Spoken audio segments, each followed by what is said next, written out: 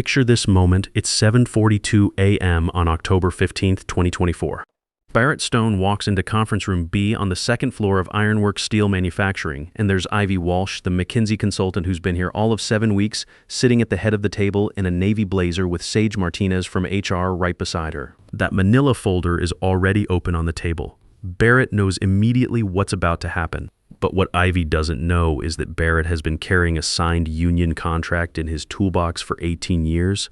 A contract that's about to turn this entire conversation upside down. My name is Barrett Stone. I'm 56 years old and I've been at Ironworks Steel Manufacturing in Pittsburgh, Pennsylvania for 23 years. Let me back up and tell you the whole story because the context makes this so much better. I got to the plant at 6:15 a.m. on a Tuesday morning, October 15th, 2024. I remember because it was right after the Columbus Day weekend and the parking lot was emptier than usual. Just the night shift supervisor's pickup and a silver BMW I'd never seen before. Strange, but I didn't think much of it. I badged in, took the stairs up to the second floor, walked past the empty offices to my desk. Not a corner office or anything fancy, just the spot where I'd been sitting since March 2001. Set down my thermos, opened my laptop, and there it was. One calendar invite marked urgent scheduled for 7:45 a.m., subject line optimization meeting. Attendance required. I just stared at that screen for a second because you know what that means, right? Nobody sends you a meeting invite with that kind of language unless something's about to change and not in a good way. I clicked on it. Attendees. Me, Ivy Walsh, our new efficiency consultant, and Sage Martinez from HR. My chest tightened a little. Not panic, more like that feeling when you know the conversation is going to be unpleasant, but you don't know how unpleasant yet. Let me give you some background about who I was at this company because it matters. I started in 2001 as a furnace operations technician. That was my official title. Level 3 on the plant ladder.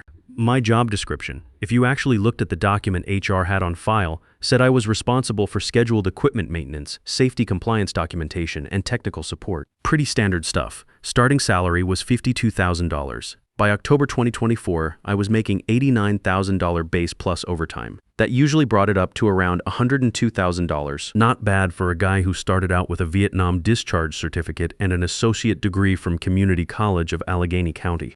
Vietnam taught me something important about systems.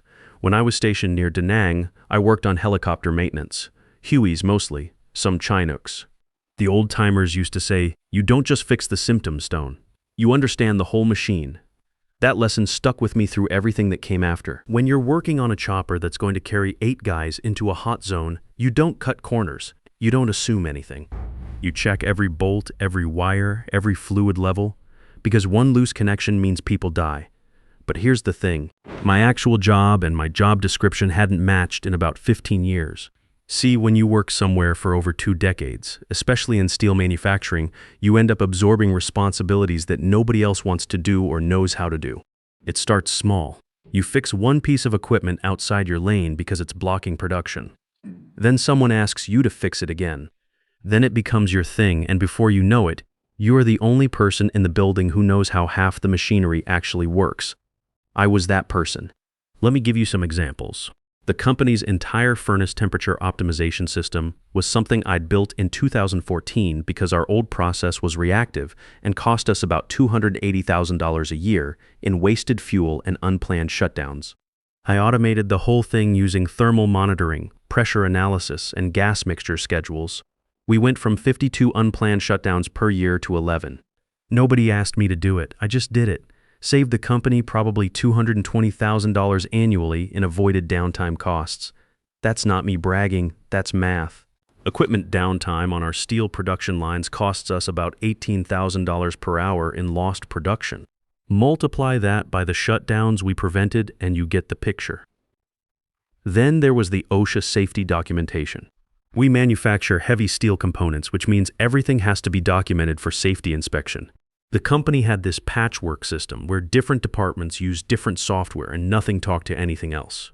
So in 2017, I built a unified tracking system that connected our blast furnaces, the rolling mills, and the quality control stations.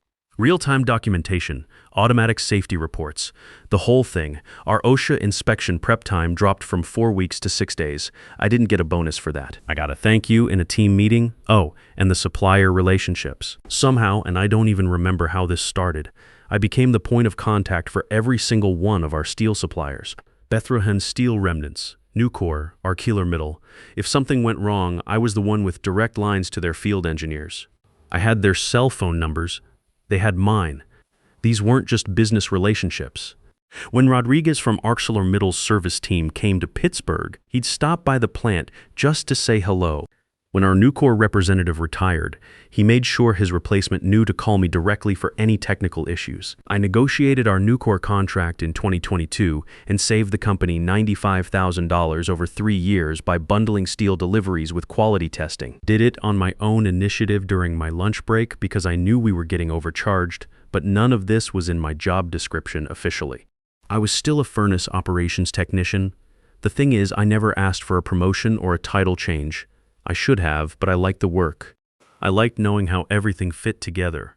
I liked being the person people came to when something critical broke. Plus, I got decent raises every year, 3% to 5%. And my boss, the old plant supervisor, a guy named Jasper Turner, appreciated what I did. He'd tell me in reviews, "Barrett, you're the backbone of this operation." He knew. He got it. Jasper had started at Ironworks back in 1989, worked his way up from the floor. He understood steel manufacturing, understood that knowledge doesn't come from textbooks. It comes from years of watching furnaces, listening to them, knowing when something sounds wrong, even when all the gauges look normal. When you hear that slight pitch change in the burner system, or feel the vibration in the floor shift just half a degree, you know trouble's coming hours before any computer system catches it. Jasper retired in August 2024. And that's when Ironworks hired McKinsey to optimize operations. Ivy Walsh was 29 years old, 27 years younger than me. And she came from consulting.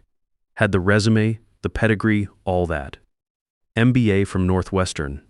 Talked a lot about operational efficiency and role clarity and eliminating waste. In her first plant meeting, she said, and I remember this exactly, "We're going to implement lean manufacturing principles. Everyone needs to stay in their lane so we can scale efficiently." I didn't think much of it at the time. New consultants always say stuff like that. But then she started asking questions. Lots of questions. Who owns the temperature optimization system? Who manages supplier relationships? Who built the safety tracking? And every time the answer that came back was Barrett Stone. And I could see it in her face during meetings, this kind of confusion. Like she didn't understand why one person had his hands in so many things. To her, it probably looked messy, inefficient. But what she didn't understand was that steel manufacturing isn't like consulting. You can't just draw clean lines on an org chart and expect the machines to respect those boundaries. The furnaces talk to the rolling mills. The mills feed the finishing equipment. The finishing output goes to quality control, and quality control data feeds back into the temperature optimization system. It's all one big loop. And if you don't understand how the whole loop works, you can't optimize any piece of it. I tried to explain this to Ivy a few times. She'd nod politely and say something about cross-functional dependencies and process documentation, but I could tell she thought I was just being territorial, like I was some old-timer who didn't want to let go of his little empire. So October 15th, 7 to 45 a.m., conference room B. I walked in and Ivy was already there, sitting at the head of the table in that navy blazer. And Sage from HR was next to her with a laptop and that manila folder. They both smiled when I came in, the kind of smile that doesn't reach the eyes. "Barrett, thanks for coming," Ivy said. "Have a seat." I sat down across from them, set my thermos on the table. "What's this about?" Sage opened the folder and slid a document across to me. "We're doing a comprehensive role audit across the plant," she said, "making sure everyone's responsibilities align with their job descriptions and pay grades." I looked at the document. It was my job description, the one from 2001, the one that said scheduled equipment maintenance, safety compliance documentation, technical support. Ivy leaned forward. "Barrett, you've been here a long time. You're clearly a valuable member of the team. But as we've been reviewing how work is distributed, we've noticed that you've taken on a lot of responsibilities that fall outside your role. The temperature optimization system, supplier management, safety tracking, Those should really be owned by engineering or escalated to management. I just stared at her. I built those systems, I understand, she said, and that's appreciated. But going forward, we need you to focus on your core responsibilities. The things in your job description. We're bringing in a systems engineer next month. His name's Felix Rivers, and he'll be taking over ownership of the temperature optimization and safety systems. Supplier relationships will roll up to me. You'll transition everything over the next 4 weeks. I felt this weird calm settle over me. Not anger, not panic, just clarity. The same feeling I used to get in Vietnam when a chopper broke down and everyone was running around panicking, but I could see exactly what needed to be done. Like when the hydraulic system failed on a Huey and the pilot was screaming about emergency landing.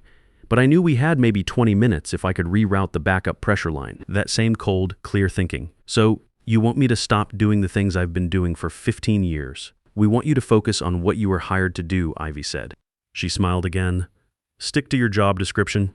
You'll still have plenty to do. Equipment maintenance, safety, documentation, technical support. That's important work. Sage nodded. This isn't a demotion or anything like that. Your title and salary stay the same. We're just realigning responsibilities. I looked at both of them for a long moment. Then I said, okay. Ivy blinked. Okay, yeah. I said, if you want me to stick to my job description, I'll stick to my job description. Great, Sage said. She looked relieved. We'll set up a transition plan with Felix once he starts. I stood up, grabbed my thermos, and walked out. Here's what they didn't know. What nobody except Jasper Turner knew because he was the one who'd helped me set it up. Back in 2019, when I'd built the temperature optimization system and the safety tracking and basically kept the plant running through 3 different equipment crises, Jasper had gone to the ownership family and said, we need to protect our investment in Barrett's work. If he leaves, we're in trouble. Jasper had seen this kind of thing before. He'd watched good people get pushed out by new management who didn't understand what they actually did. He'd also seen companies lose millions of dollars worth of institutional knowledge when a key person walked out the door. So, the Pierce family approved something called a Key Technical Personnel Agreement. It was part of my union contract but filed separately. A side letter signed by me, Jasper, and Nova Pierce, who represented the family ownership. The agreement said that if I left the company or was reassigned away from systems I developed, I retained technical ownership of all proprietary modifications, systems, and documentation created outside standard job duties, specifically the temperature optimization algorithms, the safety tracking system, and the custom equipment modifications I'd made to our German steel processing equipment. The company had a license to use them, but I owned the intellectual property. And here's the important part. If the company wanted to transfer ownership of those systems to another employee, they had to get my written consent. And if I didn't give consent, the company had to either negotiate fair compensation or stop using them entirely. Jasper had buried this in the union grievance files. It wasn't in my personnel record. It wasn't in the standard contract files. It was tucked away with shop steward documentation from 2019 filed under technical risk mitigation. When Jasper retired, he'd pulled me aside on his last day and given me a copy. Keep this safe, Barrett, he said. You might need it someday. Companies forget that people matter more than processes. I'd stuck it in my toolbox and honestly forgotten about it until October 15th, 2024, 7:45 a.m. When Ivy Walsh told me to stick to my job description. I went back to my desk, opened my email, and I did exactly what Ivy asked. I stopped doing everything that wasn't in my job description. The temperature optimization system, not my problem. Felix Rivers would own it when he started in 3 weeks. Until then, well, it wasn't in my job description to maintain it. The safety tracking, same thing. Supplier relationships, those rolled up to Ivy now. Our solar middle issues. Talk to Ivy. Nucor maintenance schedules, Ivy. Bethlehem programming modifications, not in my job description. I reset my work priorities to equipment maintenance, safety documentation, and technical support. Basic stuff, the kind of work you could find in any maintenance manual. And I waited. Now, here's something important about steel manufacturing that Ivy didn't understand. When you stop doing predictive maintenance, things don't break immediately. Furnaces are designed with safety margins. Burner systems that should be recalibrated every 800 hours might actually run for 1,000 hours before they start running inefficient. Pressure regulators that need to be adjusted every 6 months might make it 8 months, but they will fail, and when they do, it won't be convenient. It took 4 days. On Friday, October 18th, at 10:23 a.m., one of our floor supervisors, a guy named Mason Clark, came over to my desk. Mason had been at Ironworks almost as long as me, started as a mill operator, and worked his way up. Good guy, understood the equipment, and more importantly, he understood people. "Hey Barrett, furnace number 2 is throwing a temperature warning. Can you take a look?" "Sure," I said. I walked over to furnace 2, looked at the control panel, and checked the error code. Thermal regulation 18 degrees above optimal. Normally, I'd run my temperature optimization algorithm, check the pressure analysis from the last 30 days, cross-reference with the gas mixture logs, and determine if we needed to adjust the burner settings or if it was just a cooling system issue. The whole process took about 15 minutes and would tell me whether we had hours, days, or weeks before a failure. Instead, I called the equipment manufacturer. "Yeah, we've got a temperature warning," I told them. "What's your standard recommendation?" "Shut down the furnace and schedule field service," they said. "Could be thermal regulation failure. We can have someone out there Tuesday." "Okay," I said. I hung up and filled out a work order to shut down furnace 2. Mason looked at me like I'd lost my mind. "Barrett, furnace 2 is scheduled to run the Henderson steel order. That's $220,000 worth of beams. We can't just shut it down for 4 days." "Sorry," I said. "Without the temperature optimization data, I can't diagnose the issue." Manufacturer says, "Shut it down." "What about your thermal analysis system?"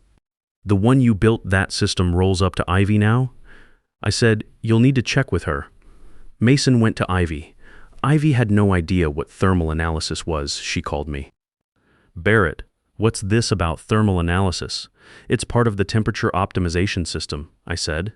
"The one that's outside my job description now." "But can't you just run it this once?" "We're talking about a lot of money here.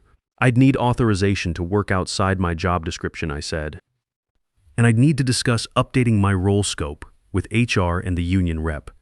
There was a long pause. "Fine, just fix the furnace today. We'll sort out the details later." I didn't fix the furnace. Furnace 2 stayed down for 4 days.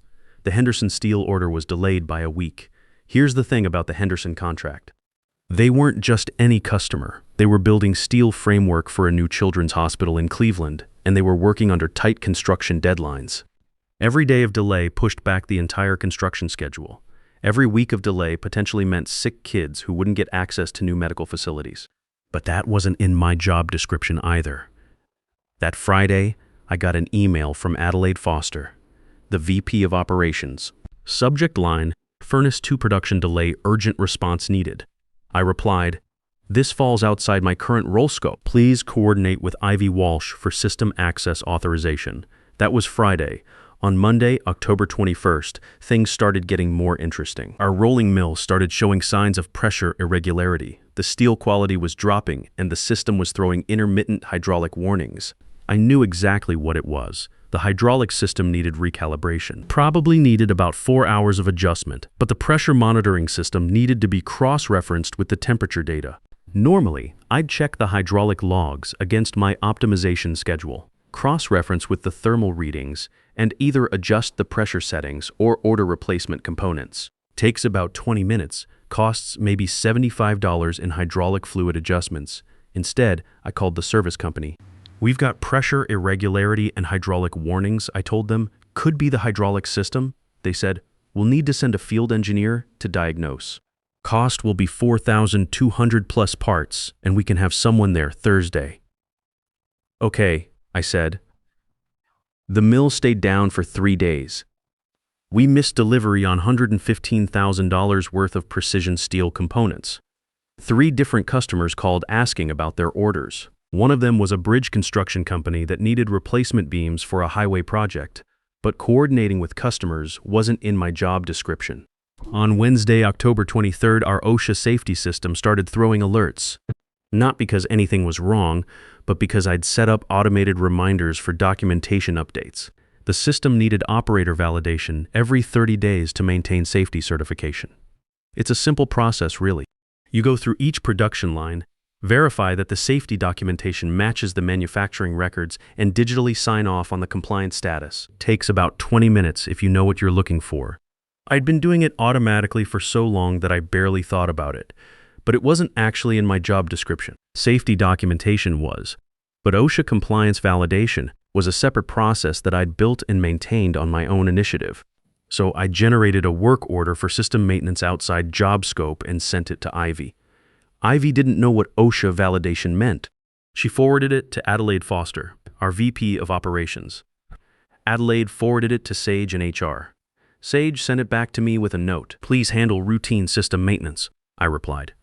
"OSHA compliance documentation is outside my current job description. Please coordinate with Ivy Walsh for role clarification and system access authorization." The validation didn't get updated. Now, here's something important about OSHA regulations. They don't care about your internal company politics.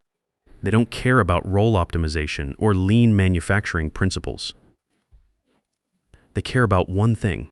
Can you prove that every steel beam that left your facility was manufactured according to approved safety specifications? If you can't prove that, you lose your OSHA certification. If you lose your OSHA certification, you can't manufacture steel products. If you can't manufacture steel products, you shut down. The compliance audit happens automatically every month.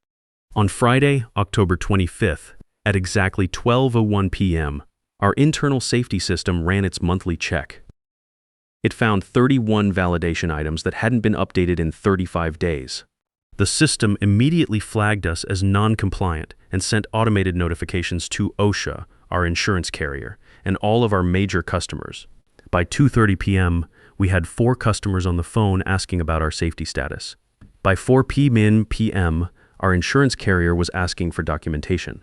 By 4:45 p.m., we had received an automated email from OSHA scheduling a surprise inspection for the following week.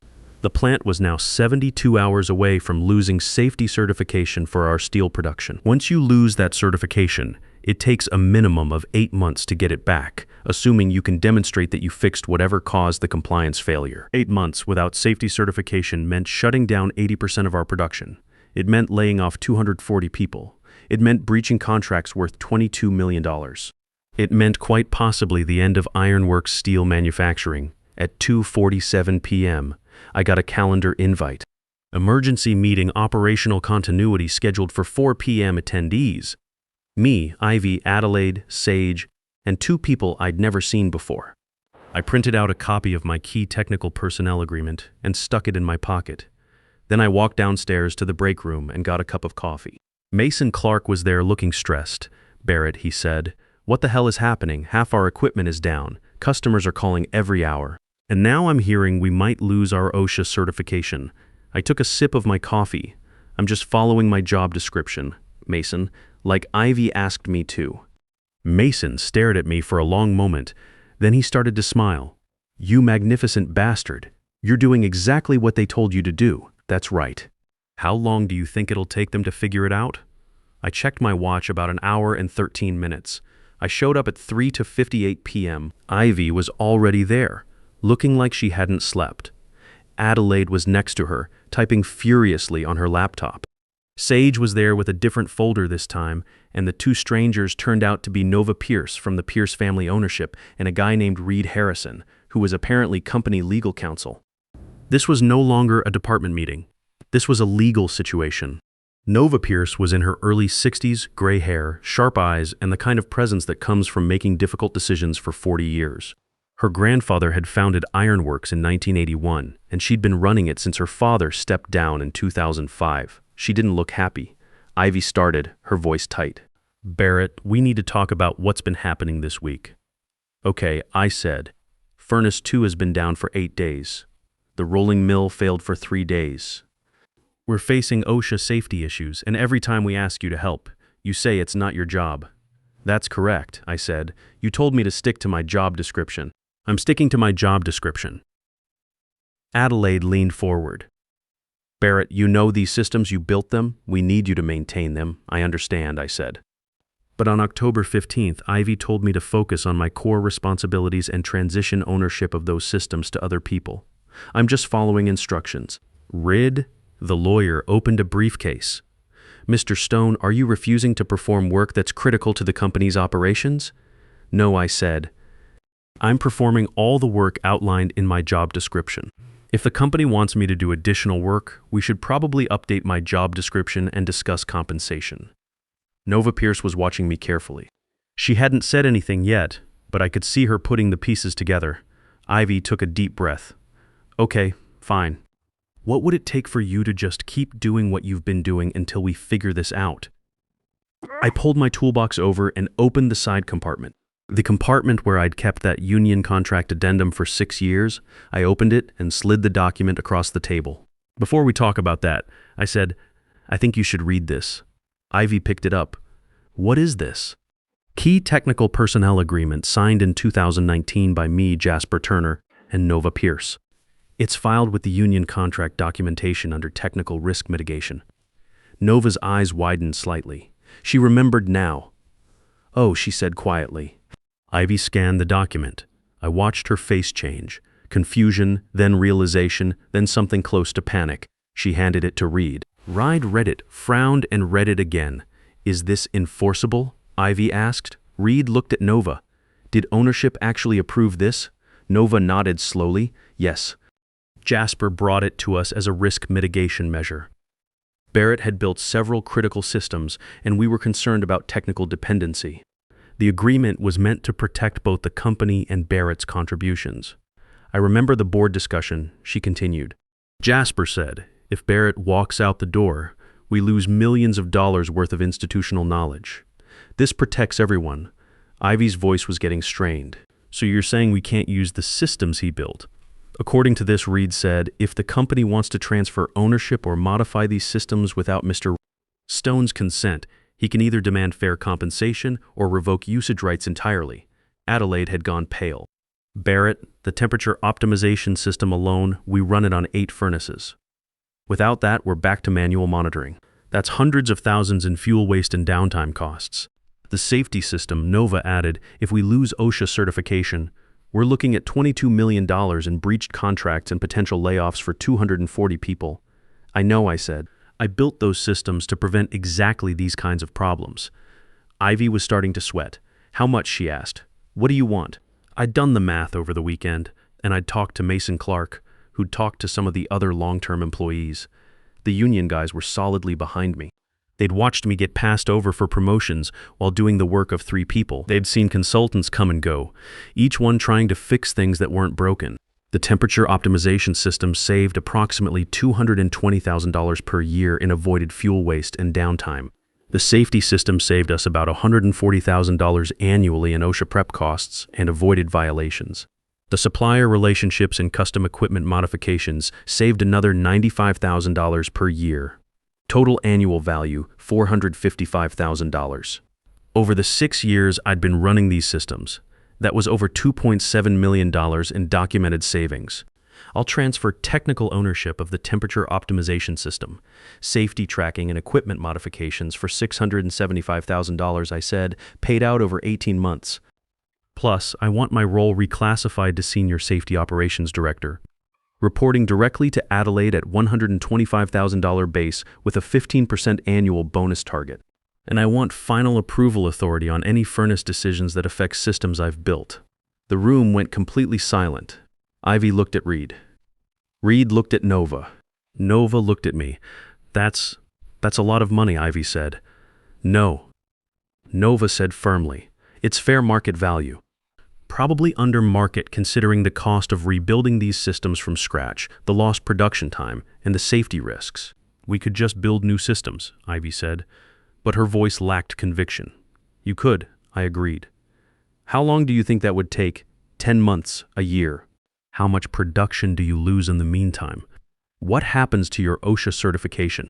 What about the Henderson Steel contract and the bridge components that keep traffic moving?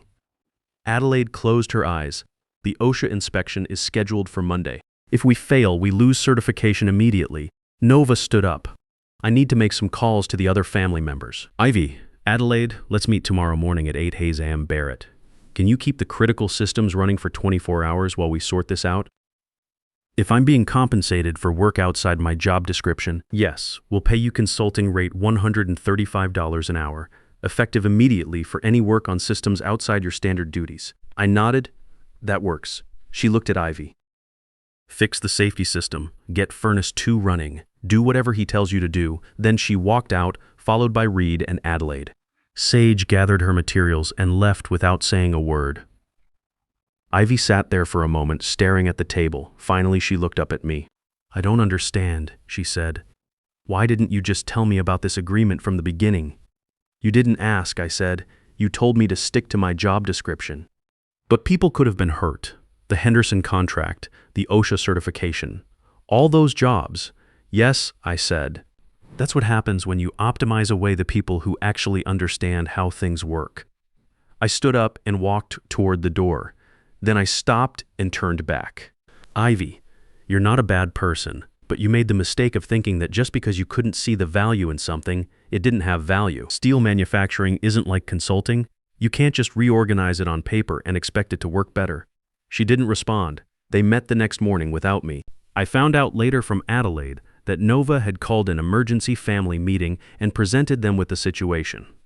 The choice was simple: pay me what I was asking or watch the company potentially collapse. The Pierce family took 15 minutes to decide. At 11:15 a.m. on Saturday, October 26th, I got an email from Sage in HR. Subject line: updated position offer, Senior Safety Operations Director. The offer was everything I'd asked for: $675,000 paid out at $37,500 per month for 18 months. Base salary of $125,000 and 15% bonus target. New title: Senior Safety Operations Director. Direct report to Adelaide Foster. Final approval on furnace decisions. There was also a clause I hadn't asked for in recognition of Mr. Stone's contributions to Ironworks Steel Manufacturing's operational excellence. The company agrees to issue 6,000 stock options at current valuation, vesting immediately. I signed it on Monday, October 28th at 9 a.m. in Sage's office. Nova was there, Adelaide was there, Ivy was not. The first payment, $37,500, hit my account on November 15th. I was sitting at my desk when I got the bank notification. I just stared at it for a long time. Ivy's contract was terminated 2 weeks later. McKinsey reassigned her to renewable energy consulting. On her last day, she stopped by my desk. "For what it's worth," she said, "I learned something." "What's that?" "That efficiency isn't just about organizing the work, it's about understanding the work." I nodded. "That's a start." 18 months later, the Pierce family sold Ironworks to a larger steel manufacturing company for $118 million. My stock options were worth $48,000. Today, I'm still at Ironworks. My title is Senior Safety Operations Director. I manage a team of 6 technicians, including Felix Rivers, who turned out to be a good guy and a quick learner. We're integrating our systems with the parent company's operations, and they actually value the institutional knowledge we bring. The $675,000 finished getting paid in April 2026. Most of it went into my retirement fund, but I also bought a small cabin outside Pittsburgh. 8 acres, a workshop, and peace and quiet, where I can work on old cars and remember what it feels like to fix something with my hands. Sometimes the best revenge is just giving people exactly what they ask for. And sometimes, if you're patient enough and you understand the systems better than anyone else, it turns out better than you ever imagined. The machinery doesn't care about your MBA when the temperature hits critical, but it listens to the guy who's been hearing its heartbeat for 23 years. Sometimes the loudest voice in the room isn't the smartest one, it's just the one that hasn't learned to listen to the machines yet.